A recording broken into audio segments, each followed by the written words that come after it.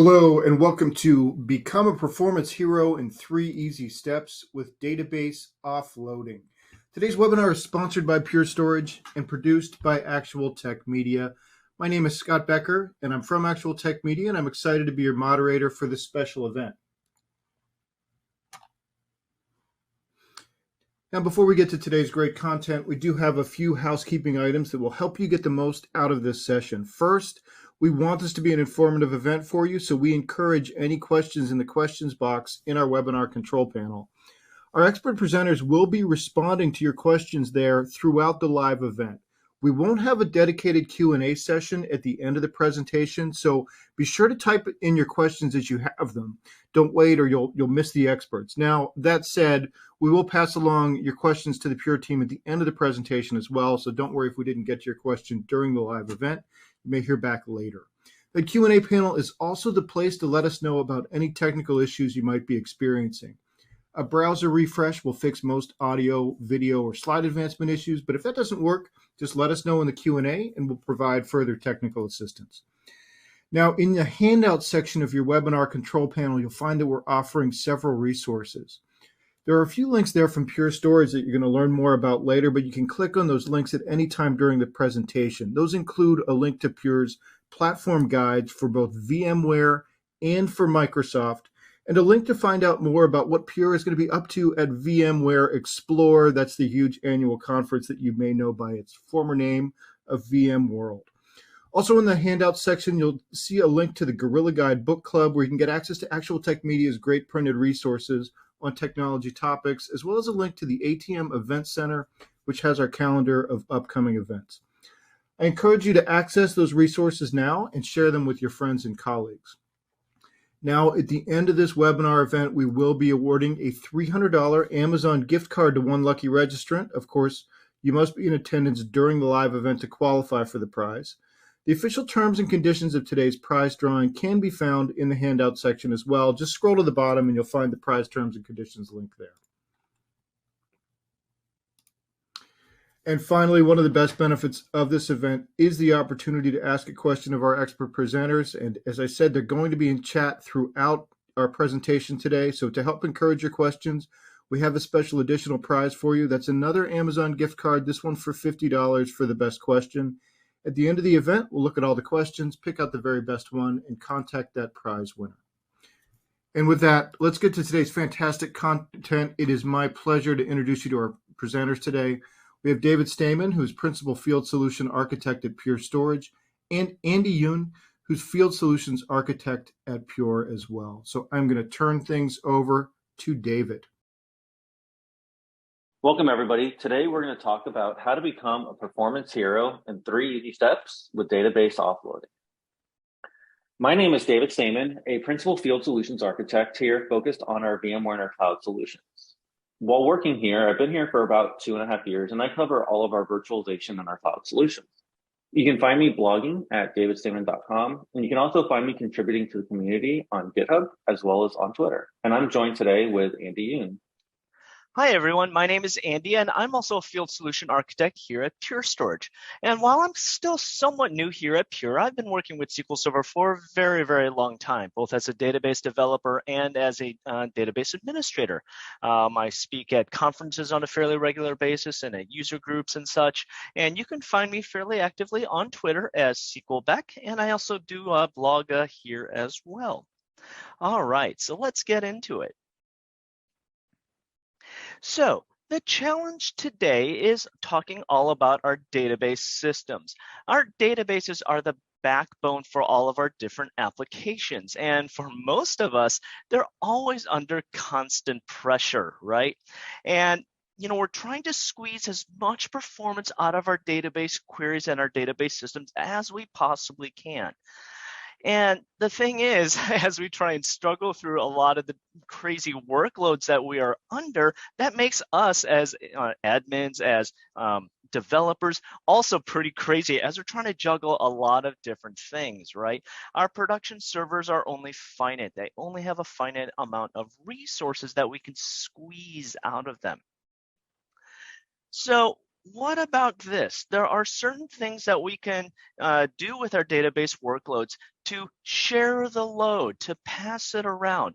Are there things that we can offload elsewhere? And many of us are doing this today in various shapes or forms. But what David and I want to show you today is how you can leverage database offloading techniques with pure storage technologies to do this even faster and more efficiently.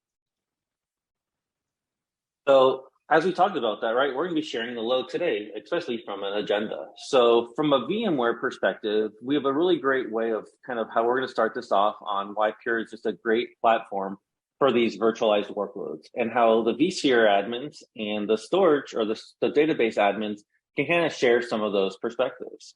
And then also from the SQL Server perspective, Andy's going to kind of jump into how we can take advantage of our snapshots and overall usage to kind of refresh some of those databases and offload that somewhere else.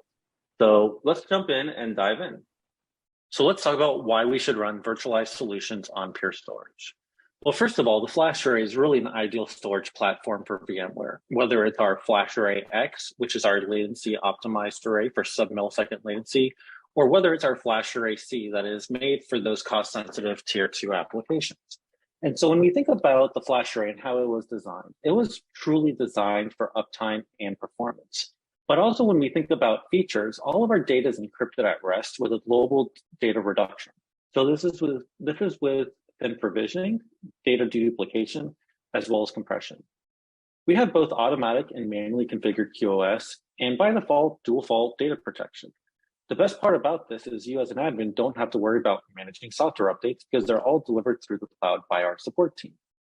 When we think about best practices, all of them are available out of the box. So vSphere is optimized for our multi-pathing policy, whether it's going to be round robin in 6.7 or it can be round robin latency in 7.0. And when you think about it, all of our VASA providers and VAI and SRI services are native from a VMware perspective. When we think about data store sizing or even volume sizing, you don't have to worry about how you size them for performance because all of our volumes don't have any per volume IOPS limits. And when we think about connectivity, we are a block platform. So we support Fiber Channel, iSCSI, as well as NVMe over Fabrics. And really from an integration point of view, from a VMware perspective, really you name it from a VMware perspective, we are going to have some sort of integration and certification, whether it's vCenter, vRealize, Metro Storage Clustering, Site Recovery Manager, Virtual Volumes, Horizon VDI, VMware Cloud Foundation, or VMware Validated Designs. We have ties into each one of those. One of the biggest reasons we have that is we're actually a technical design partner with VMware. Which means as they are developing new solutions, we work very closely with them, and that provides us the ability to have day zero support. If we think about from the VMware perspective, let's start with vCenter. What is the simplest way to manage it?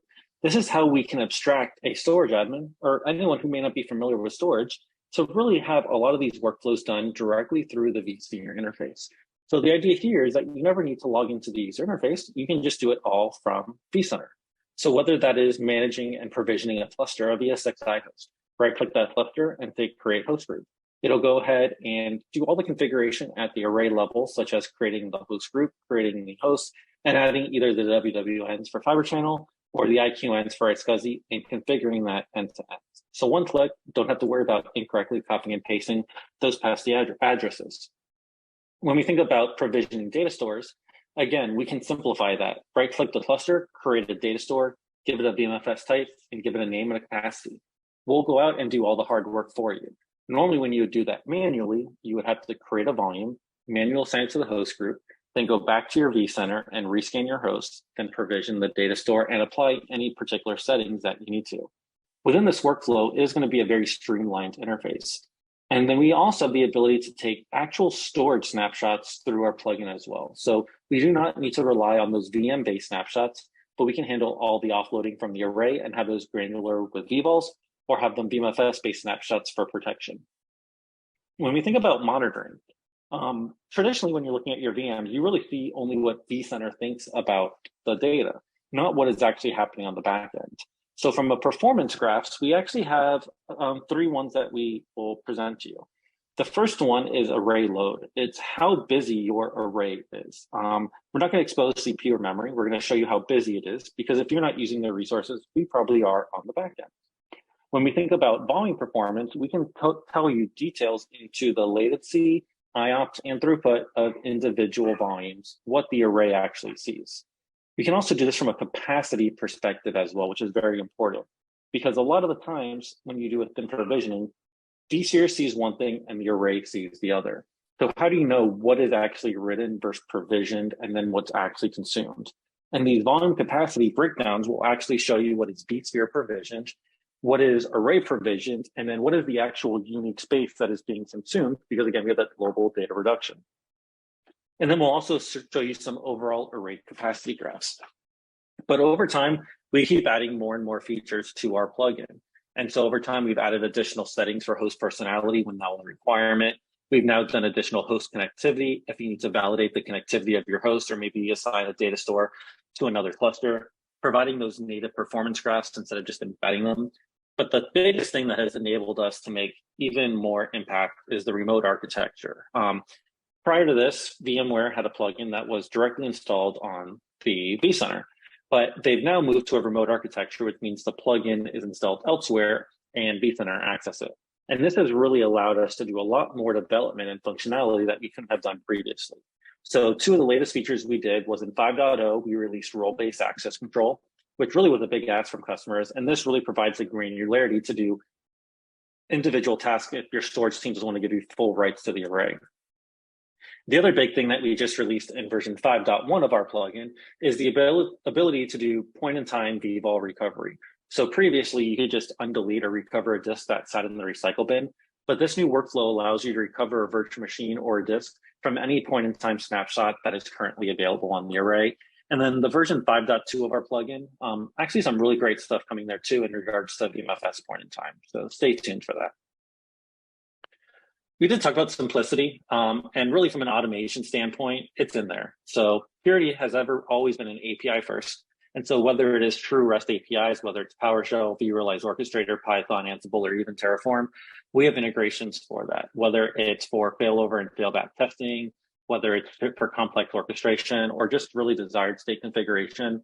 All of these tasks are out there. But really what we're coming down to is talking about offloading. And we really have many ways to do this. And so when we think about our protection and our data protection, the one that we're really going to focus on today is going to be our local recovery snapshots, how we can use those to refresh environments. But we also have the ability to tie that in with also rack HA. Maybe we're doing asynchronous replication to another rack, or we're doing our synchronous replication to another rack. We can also do our active-active metro storage clustering, which is our synchronous replication, which is a 0 RPO, 0 RTO stretch storage clustering. But we can also tie that into what we call active-active async, which allows us to have high availability within a data center or across two sites, but still ship those snapshots off to a third site through our asynchronous replication. And then from our archiving perspective, we have a feature on our arrays called Offload or Cloud Snap. Offload allows you to offload snapshots to any NFS target or compatible S3 target. Cloud Snap allows you to offload natively to S3 or Azure Blob. And then from also a general protection, we have integrations with many backup vendors for our Delta Snap API technologies. When we're thinking about that offloading and that protection, well, we have the ability to do those local snapshots. Those can be done as low as every 5 minutes. And that's going to be what we tie in with our asynchronous periodic replication. It's the scheduled shipping of snapshots to a secondary site as low as every 5 minutes. The second form of this is going to be what we call active DR, which is a continuous replication.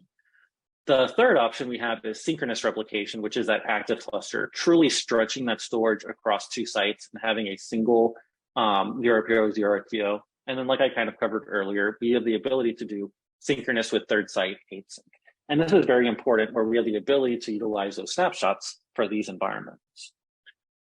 One of the things that's really going to enable us to do this offloading is when we think about virtual volumes. Pure Storage has been doing virtual volumes for some time now, and we've been very successful.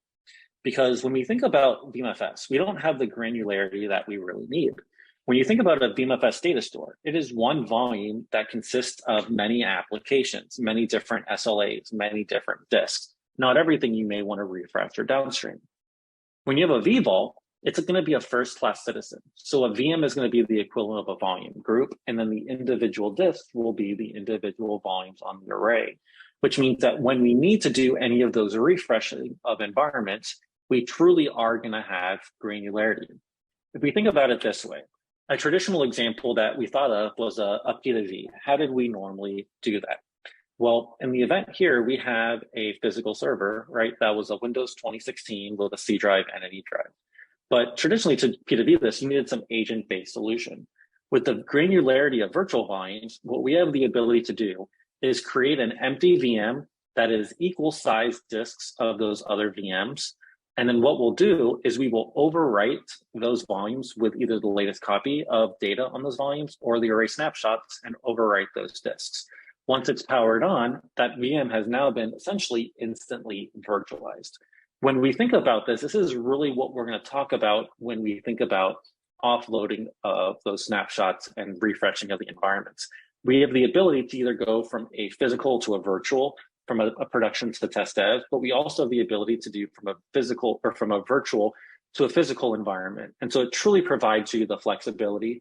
And I'm also going to talk about how we can also do this from a hybrid standpoint. Maybe you have your test dev environments in the cloud, and we'll provide you some options of what we can do there. The next one being is insights. Well, we have two vRealize content packs. One is going to be for vRealize Log Insight, and one is going to be for vRealize Operations Manager. Both of them will provide you a lot of great insights into what's happening, whether it's from a monitoring standpoint or whether it's from a log standpoint. One of the best things that's going to help everybody, whether it's the storage admin, the vSphere admin, or the database admins, is a tool called VM Analytics. It really provides end-to-end visibility from a virtual to physical topology map. And so if we think about the traditional ask, well, my VM's running slow. Everybody starts pointing their fingers, not really knowing who's at fault. But with this tool, we have granularity from the virtual disk to the VM, to the host, to the data store, to the volume, to the array. And so if someone says your VM is slow, well, we can look at the latency path. Where is the latency? Is it at the disk? Is it at the host? Is it at the data store or the VM? Well, if the array is sitting at sub-millisecond latency like it normally is, the data store is there. The host is maybe 5 milliseconds, but the VM's 20 milliseconds. We can see here that there's something happening at the VM or the host level becoming a bottleneck. And it really provides us almost an instant mean time to resolution. The other great thing about this is just granularity from a capacity metric point of view. We have the ability to see percent used, percent provisioned, or total provisioned, as well as a really great metric called churn. What that provides you is the ability to see the amount of data changing up or down in a particular environment. Say you have some unexpected growth and you don't know where it came from. Well, this tool will really provide you that insight to see where that actually is. And then along that, we also have a bunch of other great tools available through Peer 1. The first one might be our meta workload simulation. It provides us the ability to kind of have insights into what's happening at your array. Say you did have that workload, and now you need to start cloning that for test dev, UAT staging. Can the array support it from both the capacity and the performance? Well, if the volume's already there, what you're going to do is say, I'm now cloning this workload 2 or 3 times. And it's going to tell you what is the performance before and after that operation. What is the capacity before and after that operation? Obviously, with our snapshots, capacity is probably not going to change. But if it's a performance system, there might be some performance overhead to that. So that's a really great tool to get some insights to what that's going to happen. And then as we wrap up, let's talk about some cloud-based scalable environments for dev test and analytics. The really great part about this is our cloud block store solution really enhances the cloud capabilities that are included with FlashArray. And so traditionally, when you think about cloud-based storage, it's almost just dumb storage, right? You have very basic features. And so when you think about Purity, we have the ability to have both your on-premises and your cloud-based arrays running the exact same operating system. When we do our snapshots and clones and our replication, they're going to be very efficient as we replicate our data up. We're only replicating unique blocks. When we think about changes, well, we can instantly take those snapshots and convert them to volumes. And we can use our asynchronous replication and have it replicated as low as 5 minutes. Think about one of our customers. They are originally doing this with a small data set. They're cloning it over 100 times. And so it used to take them days to weeks to be able to get this environment up, and they paid for a whole bunch of storage. But now with Cloud Block Store, they're able to get over 100-to-1 data reduction and get these environments running in minutes. So not only are they saving a whole bunch from an infrastructure point of view, there really is a lot of time saved with these workflows. And if we kind of look at it, what does it look like? And this is going to be what we're going to kind of dive into. What's going to happen, whether we're doing this strictly on premises or whether we're doing this to the cloud. We have our FlashArray on premises and we're replicating our snapshots to a cloud block store or another FlashArray. Or in this case, we might even be taking those snapshots locally. Well, what happens? We develop our solution in another environment. We take those snapshots of those cloned data sets we did and instantly present those as volumes to our machines. And so it gives us the ability, whether it's test, UAT staging, right? We're going to globally duplicate that. So obviously the more clones of it, the better. And so this is a really beneficial information. All right, everyone. Now let's talk a little bit about why SQL Server on Pure. And specifically, we're going to be talking about FlashArray. So the great thing about FlashArray, especially from a performance perspective, is that it brings you superior capabilities, including sub-millisecond latency and phenomenal throughput. One of the key differentiators, though, with FlashArray is our data reduction capabilities. All of your data on FlashArray is compressed and deduplicated, and we see an average about 3.5 to 1 from a data reduction ratio. So imagine having that 10 terabyte database. Wouldn't it be nice to be reduced down from a capacity perspective 3.5 times, right? That's pretty nice, right? Variable block size is actually very, very advantageous for SQL Server because SQL Server behind the scenes does its I/O in a number of different sizes, right? And unlike other hardware arrays that are out there, there are no storage tiers. There's no faster than slower storage inside the array. FlashArray is all flash and all fast all the time.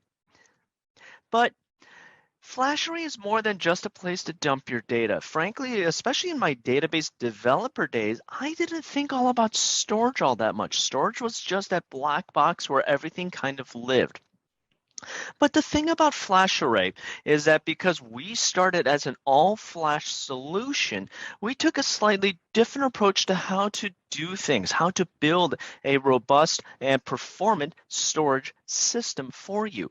And because of some of the early design decisions that we made, because we weren't tied to old paradigms, the paradigms that spinning disk were bound to, we were able to take a different approach and do things differently to our benefit and to your benefit as well. Let's take a quick look behind the scenes. So most of us are used to having servers with a bunch of volumes on them, right? So those volumes are presented from, old school SANs and our physical subsections of the SAN, a certain number of disks or whatever the case may be. However, on FlashArray, volumes are a little bit different. Volumes are logically defined constructs that exist in a small little corner of the FlashArray. And it's really just a whole bunch of different pointers to the underlying data that is compressed and deduped and resides all across the entire FlashArray. A volume is not a specific portion or corner of the FlashArray. It's just a whole bunch of different pointers, as you can see from this diagram here. So, because these volumes are logical, the benefit that it brings to us is how we do snapshots of our different volumes. So let's take a look at this visual representation here. I have this volume, and it's just pointing to 3 different data blocks here, a simplified and generalized kind of example, right? If I take a snapshot of that within the FlashArray, it's really just making a copy of those same pointers inside of metadata. I'm not copying data around on the array itself. So this is something that can be done ridiculously fast because these pointers are pretty tiny from a data size perspective, right? So we can do this practically instantaneously. And what's even better when this is done near instantaneously, it is practically transparent to the underlying servers that the volumes are connected to. So just to refresh some key characteristics, these snapshots are just a collection of pointers after all. Now, I do want to stress that there are 2 different types of snapshots. This is something that sometimes gets lost in the conversation. So the first type of snapshot is a crash consistent snapshot. And this is the type of snapshot that I'm primarily referring to when it comes to FlashArray. This is a storage level operation that is executed against the volume level, or that is the minimum kind of unit of snapshot. On the other hand, there are application consistent snapshots as well. And actually, these are the types of snapshots that most people are familiar with. One of the key differences between these two different types of snapshots is that an application consistent snapshot will stun the SQL Server or whatever servers happen to be connected to the particular volume that is being snapshotted. And frankly, this is one reason why a lot of folks, myself included, have never been big fans of snapshots.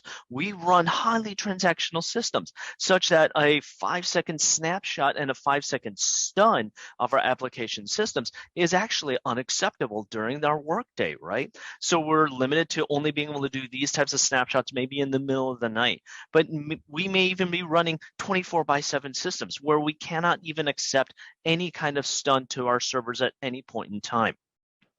On the other hand, the advantage of a crash consistent snapshot, because it's just that metadata operation, as you saw a moment ago, this is something that can be done instantaneously and transparent to the application servers. You do not need to stun those servers. No stuns whatsoever. Now, the flip side, however, is this. From a SQL Server perspective, your crash consistent snapshots are kind of like what happens when SQL Server gets just arbitrarily taken offline. The databases come back online, and they must go through crash recovery. So transactions that are currently in flight will get rolled back. On the other hand, with an application consistent snapshot, you can bring that volume back and the subsequent database files back in a restoring mode, such that you can apply transaction logs to them to give you point-in-time recovery capabilities. That is the one key distinct advantage of application consistent snapshots. But if your use case does not require specific point-in-time recovery, crash consistent snapshots are perfectly acceptable, and frankly, in my opinion, give you far greater flexibility. The other key detail and characteristic about these FlashArray snapshots is that these are independent, immutable entities. What do I mean by this? There is no lineage involved, no relationship involved between these different snapshots. So if I have a particular volume and I take snapshots, say 3 days in a row, and I decide to delete that middle snapshot, there is no merging or reconciliation that must occur between the first and the third snapshot behind the scenes, because each snapshot is a completely independent entity. So, and this is something that helps us from a performance perspective and a management perspective. Now, many of you may be wondering what happens after a snapshot is taken and we continue on with our workload and we continue on to modify data, because that's another different penalty or reason that many of us never cared for snapshots. A lot of older systems used a copy on write methodology when taking a snapshot, such that any time data gets updated, then the underlying data that was being pointed to before gets copied elsewhere, and that was a big performance hit. FlashArray takes a different approach. This is called a redirect on write approach. So in this simplistic example, we're going to write some data to this volume. We're going to make some changes. So notice that what we're going to do here is we're actually going to remove 2 of the pointers to those 2 pieces of data that we are making changes to. And instead, we're now going to lay down new data blocks elsewhere on the array, hence the redirect.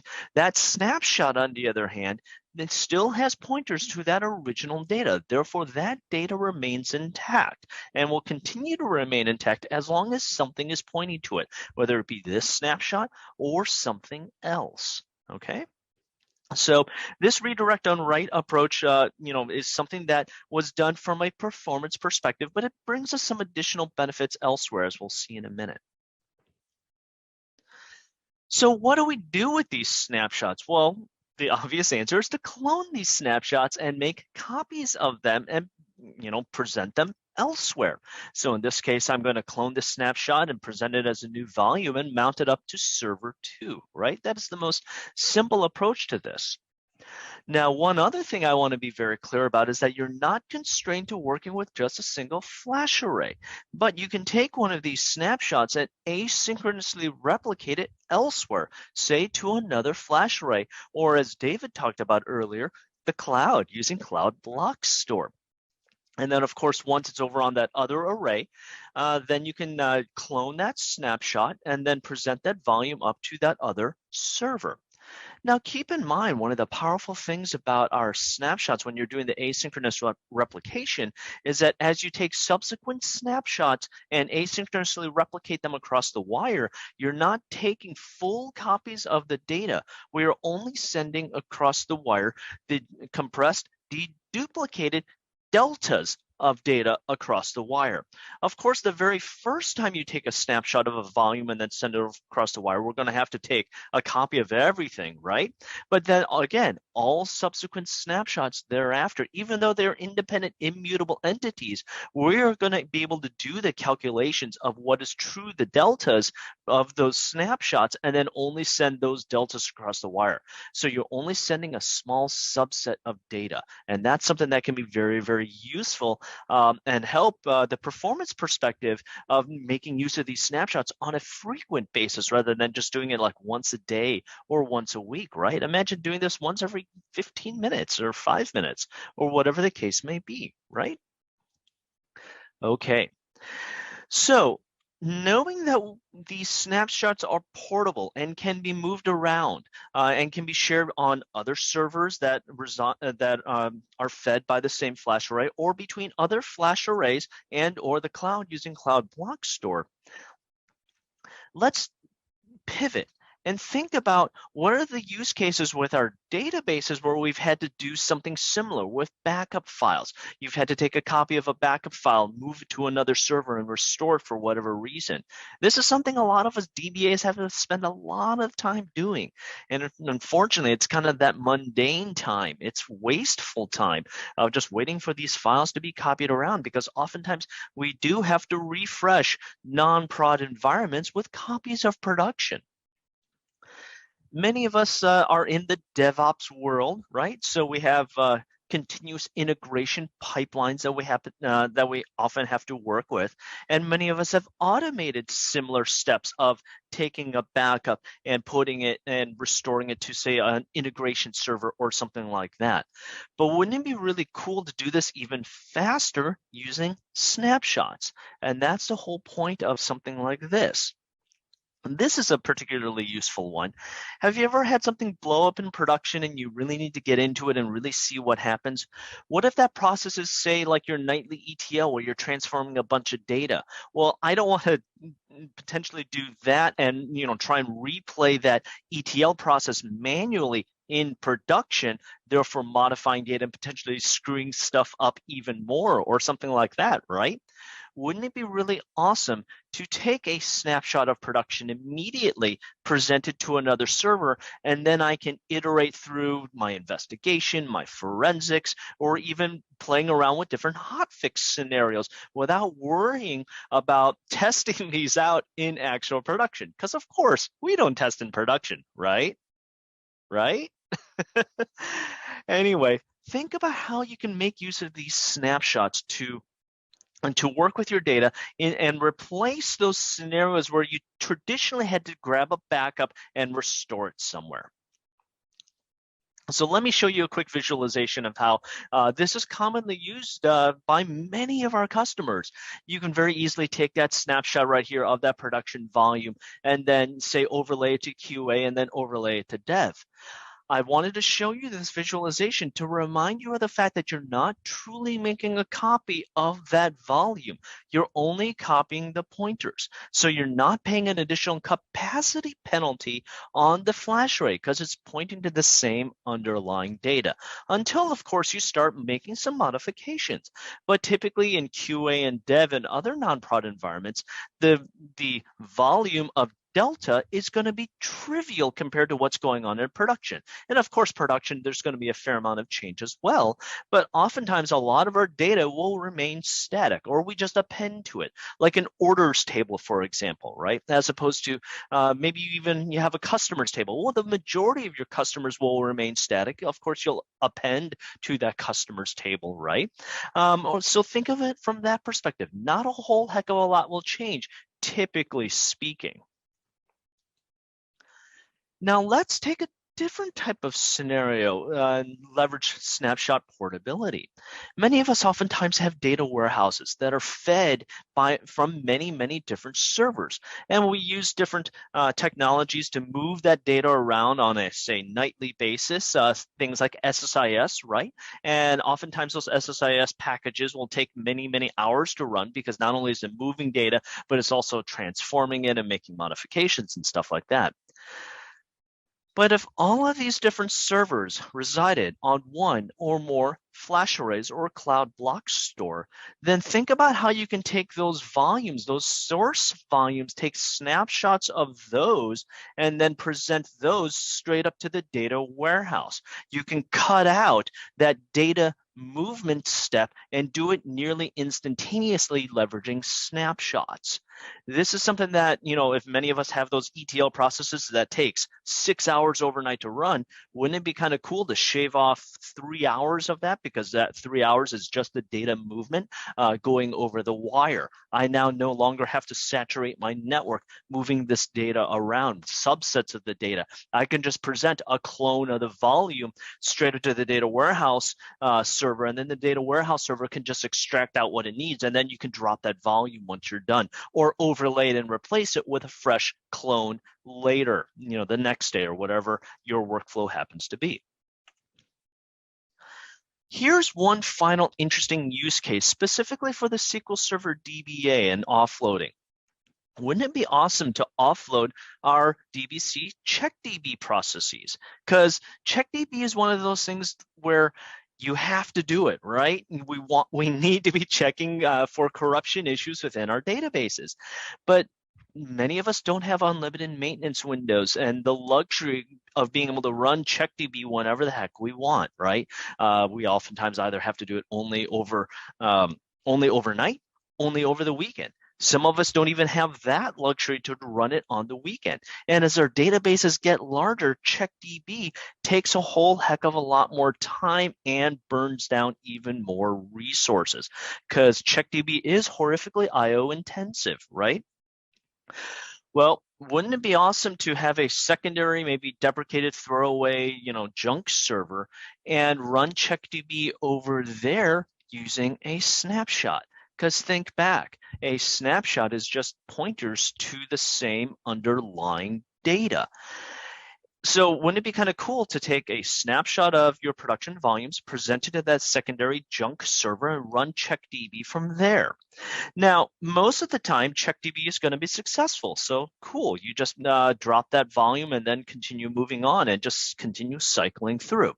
Now, on those rare occasions that CheckDB does fail, yes, you absolutely still need to go back to the original production server and rerun CheckDB there. But hopefully that should be a very rare occurrence for you. But here's the other advantage of running CheckDB on that secondary server.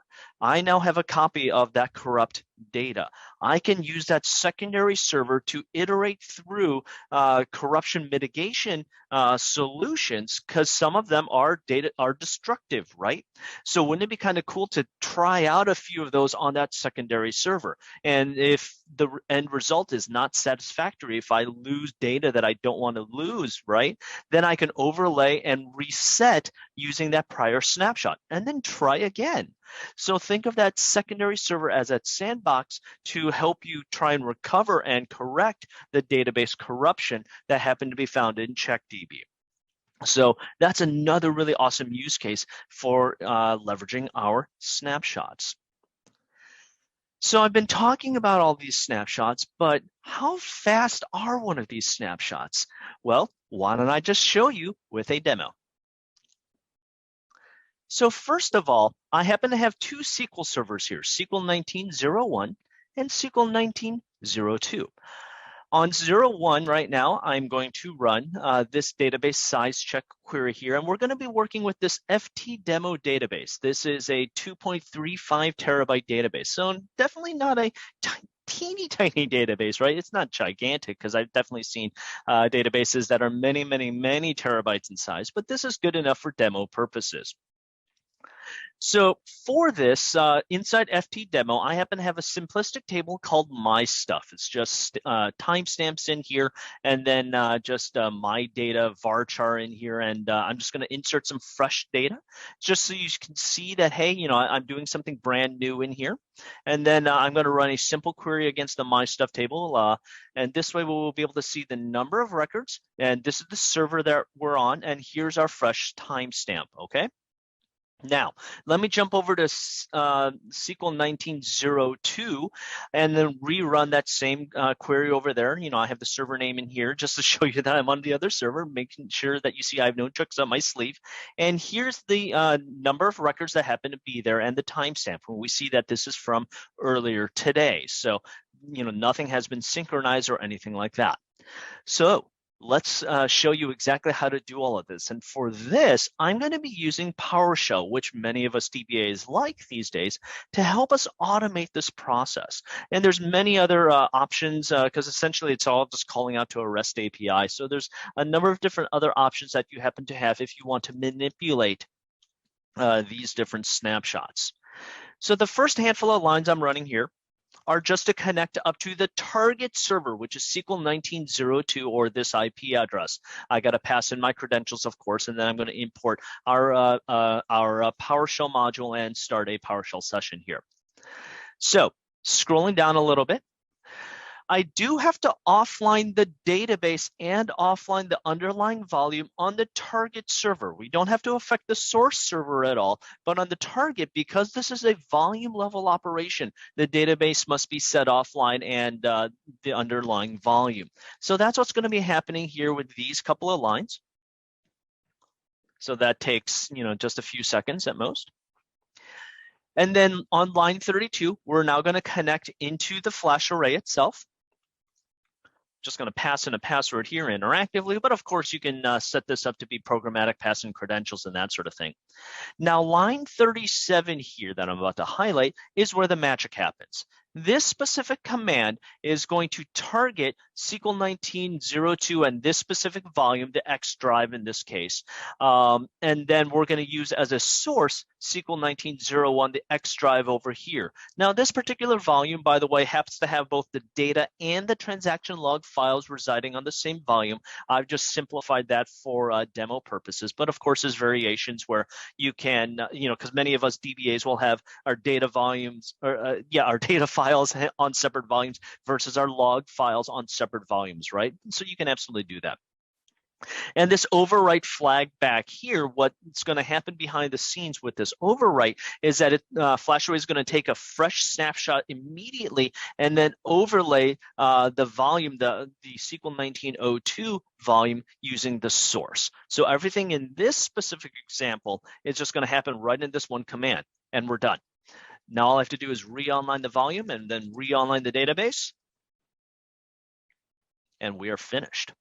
And had I not talked through all of that, that would have probably taken, what, 5, maybe 10 seconds at most, and a lot of that is just a PowerShell setup and such.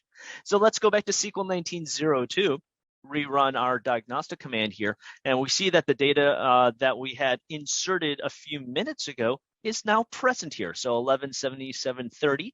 I'll jump back to SQL 01, 1177.30. So again, you see no tricks on my sleeve. I've now overlaid and essentially, quote unquote, copied that 2.35 terabytes worth of data. And I use copy very, very loosely in here because, again, you remember from the diagrams earlier, we didn't actually copy any data.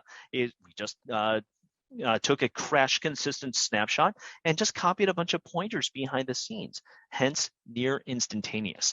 But this is how fast you can make those data movement, copies of your data. Again, I have to use the word copy. I can't think of a better synonym, but you get what I'm saying here, right? I'm able to do this near instantaneously, and I'm not making a true copy of the data. So I'm not paying the capacity penalty of another couple of terabytes behind the scenes. All right. So with that, let's jump back to the slides. And let's wrap this up. David? Thanks, Andy. So a really great way to keep up to date is checking out our platform guides. We have a bunch of them, but the two that we're going to point you to today are our VMware Platform Guide and our Microsoft Platform Guide. Both of them will always keep you up to date with what's happening, as well as detailed walkthroughs, videos, and KB articles on how all of these solutions work. Also, don't forget to join Pure Storage at VMware Explorer. We're working together to kind of uncomplicate data services. And so on August 29th to September 1st, we'll be there in San Francisco. So take a look at this QR code and scan it to learn more about what Pure is doing at VMworld. Thank you very much for joining this webinar, and have a great day.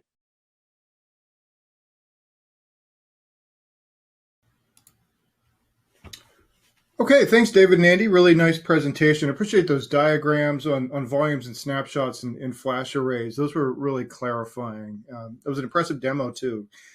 Now we've got a poll question up for everybody. This is what additional information would you like about the Pure Storage solution? You can see all kinds of options there, including data sheets, white papers, case studies, and more. So I'll just leave that up here for a couple of minutes as we wrap up, and you can hopefully leave everybody enough time to fill that out. And while I leave that poll up there to give you time to answer, I just want to offer one more reminder about the links that David and Andy showed you, the platform guides for VMware and for Microsoft, as well as details about Pure's plans for VMware Explorer. In case you missed those links, or if you wanted the VMware Explorer link and maybe didn't get your phone out in time for the code there, you can grab those links from your handouts section. So be sure and do that before we wrap up. Okay, and now we do have one more piece of business. It's the $300 Amazon gift card prize drawing. And the winner of that gift card is Vidya Rangaswamy from Georgia. So congratulations to Vidya. We'll be in touch to get you your card. And with that, on behalf of the Actual Tech Media team, I want to thank Pure Storage for making this event possible. And thanks as always for attending and for your great questions. That concludes today's event. Have a great rest of your day.